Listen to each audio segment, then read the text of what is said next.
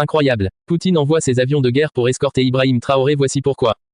Bienvenue sur notre chaîne. N'hésitez pas à vous abonner, partager avec vos amis et activez surtout votre cloche de notification pour ne rien rater de nos prochaines vidéos. Pour cette fois, les nouvelles sont percutantes. C'est une scène qui semble tout droit sortie d'un film d'espionnage, plusieurs avions de chasse russes escortant un convoi présidentiel africain. Et pourtant, cela s'est bien produit. Le président du Burkina Faso, Ibrahim Traoré, a été escorté par des avions de guerre russes lors d'une visite stratégique en territoire sensible. Mais que se cache-t-il réellement derrière cette démonstration de force inédite? Pourquoi Vladimir Poutine mobilise-t-il l'aviation militaire pour un chef d'État africain? Les raisons pourraient bien vous surprendre. Depuis son arrivée au pouvoir en 2022, le capitaine Ibrahim Traoré ne cesse de surprendre la communauté internationale par ses positions souverainistes et ses choix géopolitiques audacieux. Rompant progressivement avec l'influence occidentale, notamment français, Traoré s'est tourné vers de nouveaux partenaires stratégiques, au premier rang desquels figure la Russie.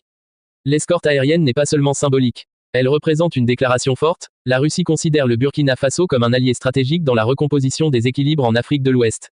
Dans un contexte de tensions régionales croissantes, où les intérêts russes, chinois, turcs et occidentaux s'entrecroient, cette action militaire est un message clair adressé au monde entier, touchez à Traoré, et vous aurez affaire à Moscou.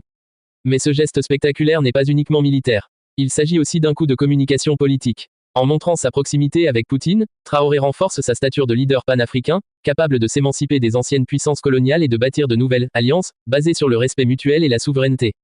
Certains analystes y voient même le début d'un axe stratégique russo-africain, où des pays comme le Mali, le Niger et le Burkina Faso formeraient un nouveau bloc indépendant, soutenu militairement et économiquement par Moscou.